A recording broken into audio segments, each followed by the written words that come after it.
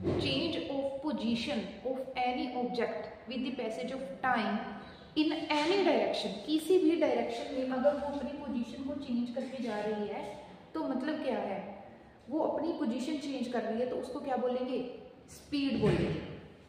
ठीक है, किसी भी गिवन डायरेक्शन में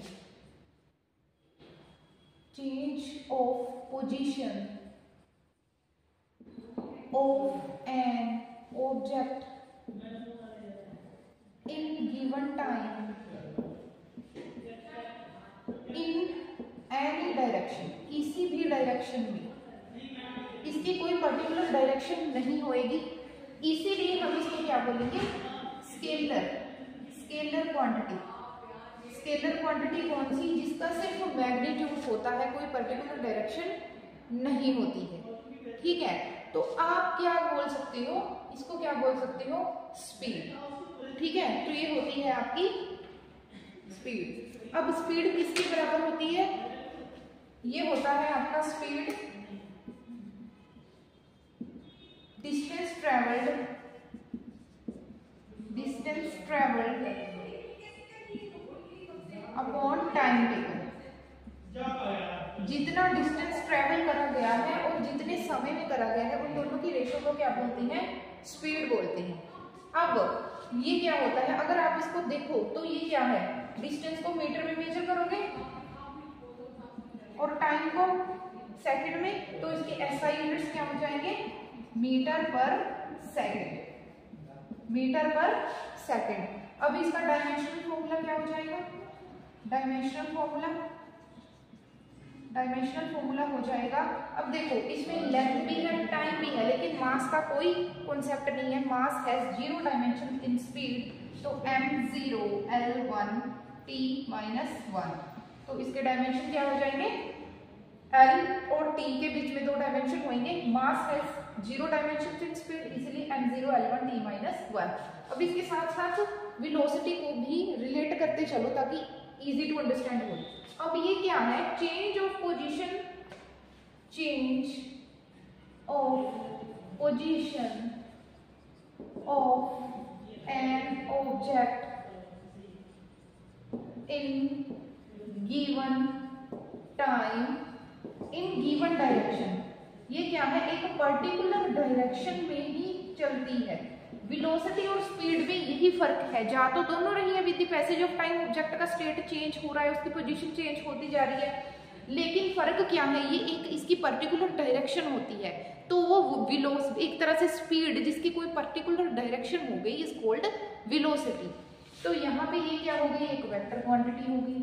वेक्टर क्वांटिटी क्यों हो गई, इसका मैग्नीट्यूड तो है ही और इसकी डायरेक्शन भी है, क्योंकि मैंने क्या बोला, अगर स्पीड को ही हम कोई पर्टिकुलर एक तरह से डायरेक्शन दे देंगे तो उसका नाम क्या हो जाएगा, वेलोसिटी हो जाएगा।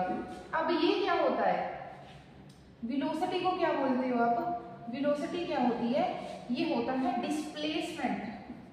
डिस्प्लेसमेंट हम पिछले लेक्चर में पढ़ के आए हैं, डिस्प्लेसमेंट और डिस्टेंस के बारे में पूरा, डिस्प्लेसमेंट अपॉन टाइम टेकन, तो ये क्या हो जाएगा, डिस्प्लेसमेंट अपॉन टाइम टेकन। ठीक है, तो सेम इसके भी क्या रहेंगे, डिस्प्लेसमेंट भी मीटर में होती है, टाइम सेकंड में होता है, इसके एसआई यूनिट भी क्या बन जाएंगे, मीटर पर सेकंड। सेम डायमेंशनल फॉर्मूला भी क्या बन जाएगा, इसका डायमेंशनल फॉर्मूला, इस velocity has zero dimension in mass, तो m0 l1 t - 1, तो इसका क्या बन जाएगा, m0 l1 t - 1, तो यही बन जाएगा इसका भी डायमेंशनल फॉर्मूला। ठीक है, तो अब क्या पढ़ेंगे, types of speed.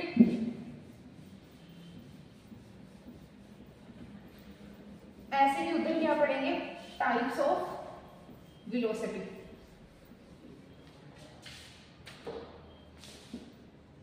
Types of speed,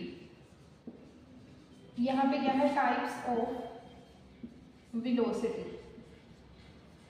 types of speed क्या है, uniform speed, uniform speed. Uniform speed में क्या होता है, if an object covers equal distances in equal interval of time, equal distance को कवर कर रही है in equal interval of time. If an object covers equal distance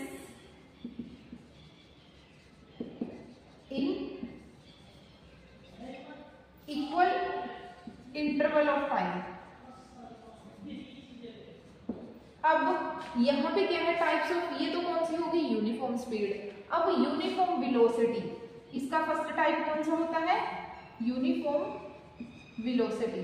uniform velocity क्या होगी, यहाँ पे आप हमेशा बात करोगे, जब आप स्पीड की बात करोगे डिस्टेंस की, अगर आपने वेलोसिटी की बात करनी है तो आपने हमेशा किसकी बात करनी है, डिस्प्लेसमेंट की। तो आपकी जो यूनिफॉर्म वेलोसिटी होगी दैट इज ऑब्जेक्ट अगर कवर कर रही है equal displacements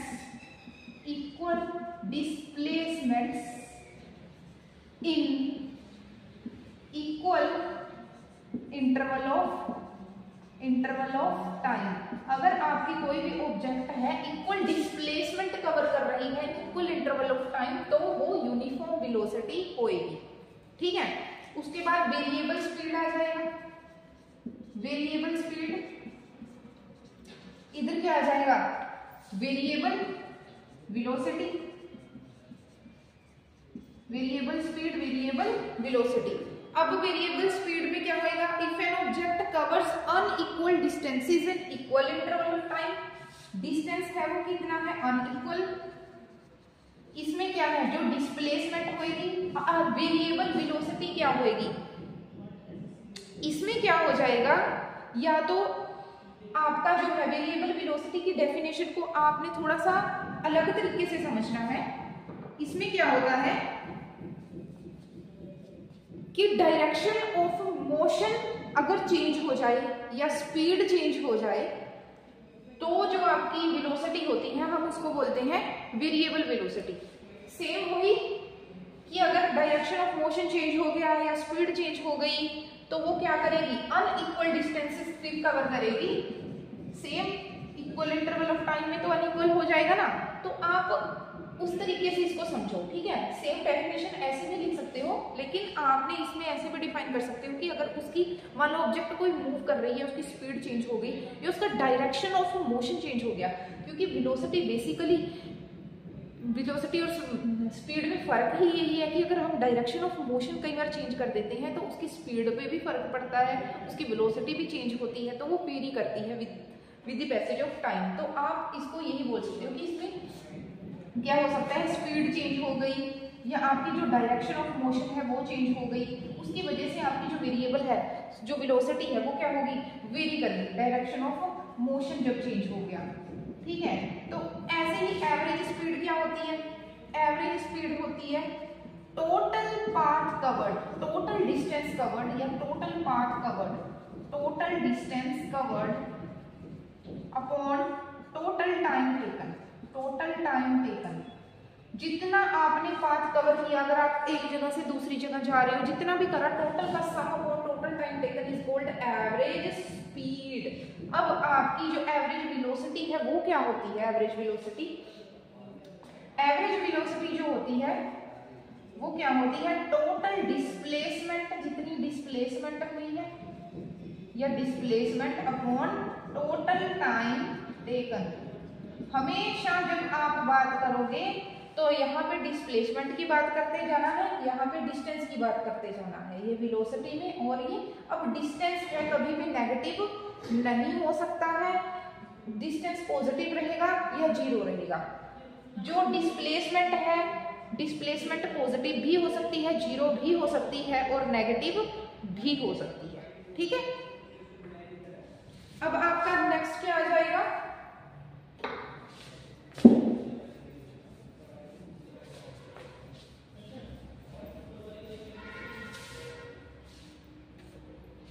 instantaneous speed, same instantaneous velocity. Instantaneous का मतलब at a particular instant, at some particular instant पे जब किसी चीज की स्पीड देखनी होती है तो आपने क्या वहां पे लगाना है, इंस्टेंटेनियस। लाइक आपके पास डेल्टा कोई एक्स डिस्टेंस है जो कवर किया गया डेल्टा टी टाइम, ये बहुत स्मॉल है, इसमें क्या है कि लिमिट जो डेल्टा टी टाइम की लिमिट्स है वो टेंड्स टू जीरो है, वो टेंड्स टू जीरो है लेकिन जीरो नहीं है एग्जैक्टली। तो वहां पे उसका फर्स्ट डेरिवेटिव लेके आप इंस्टेंटेनियस, ये क्या है, एक्स को आप जो डिस्टेंस है इसको आपने डिफरेंशिएट कर दिया विद रिस्पेक्ट टू टाइम, ये है फर्स्ट डेरिवेटिव। सेम इस केस में भी क्या है कि आपका स्मॉल डिस्टेंस है कवर्ड इन स्मॉल टाइम, तो यहाँ पे भी आपकी जो लिमिट है दैट इज यहाँ पे लेकिन आप क्या लगाओगे, एक वेक्टर लगाओगे, क्योंकि ये एक वेक्टर क्वांटिटी है और इसका जो टाइम है दैट अप्रोचेस टू 0। तो यहाँ पे क्या है, आपने विद रिस्पेक्ट टू टी, तो इसका भी फर्स्ट डेरिवेटिव ले लेना है, जो आपका डिस्टेंस है आपने इसको डिफरेंशिएट कर देना है विद रिस्पेक्ट टू टाइम। तो ठीक है, तो ये किसी इंस्टेंट पे, मतलब किसी पर्टिकुलर टाइम पे, मान लो आपने 2 सेकंड पे, एक तो होता है इन 2 सेकंड, 2 सेकंड में, एक होता है एट 2 सेकंड, 2 सेकंड पे। तो जो एट वाला बिल्कुल पूरा की 2 सेकंड पे कितनी स्पीड थी या 2 सेकंड पे कितनी वेलोसिटी थी, जो ऐसा कुछ पूछा जाएगा तो आपने ये वाला जो डेरिवेटिव है ये लगा के आपने करना है, ठीक है ना। अब इसमें हाँ जी ये हो गया कवर, तो आई होप यहाँ तक तो आपको पता लग गया होगा, ठीक है। तो अब इसका एग्जाम्पल क्या ले सकते हो आप, लाइक स्पीडोमीटर होता है जो हमारा गाड़ी में लगा हुआ है, वो पर्टिकुलर इंस्टेंट पे स्पीड बताते जाता है, हर एक मोमेंट पे स्पीड बताते जाता है, तो वो इसकी एग्जाम्पल हो सकती है सबसे अच्छी, ठीक है। अब इससे रिलेटेड कुछ न्यूमेरिकल्स कर लो, एवरेज स्पीड और एवरेज वेलोसिटी से, ताकि अच्छे से समझ आ जाए।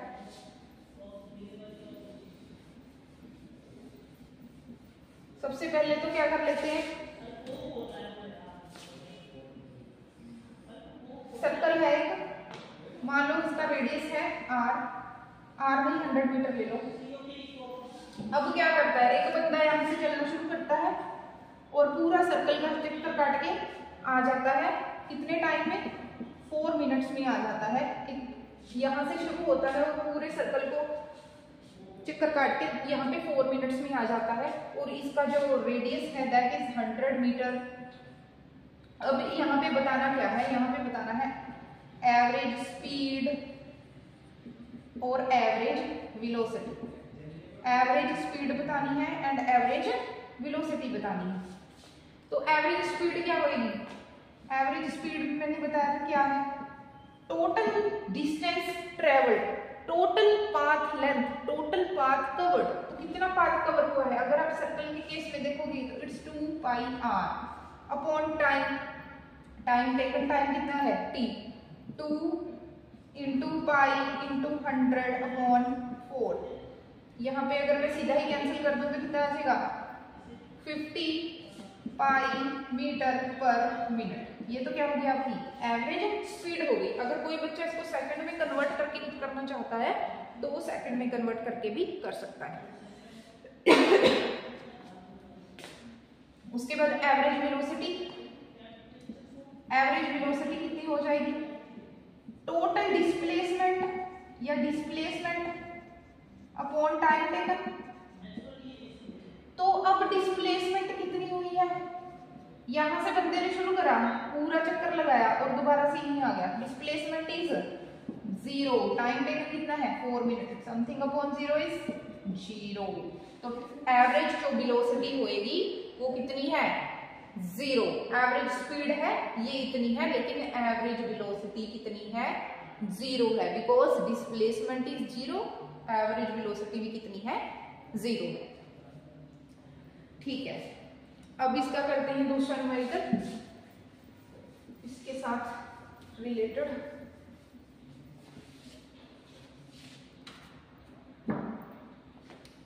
लाइक एक बंदा है, यहां से A टू B चला गया, ठीक है, और कुछ टाइम बाद वो फिर से B से A आ गया। यहाँ पे जब गया उसकी स्पीड थी 40 मीटर पर सेकंड, जब वापस आया तब थी 60 मीटर पर सेकंड। तो इस क्वेश्चन में भी उन्होंने क्या पूछा है, एवरेज स्पीड पता करो, average speed is equal to question mark, average velocity is equal to question mark, ठीक है।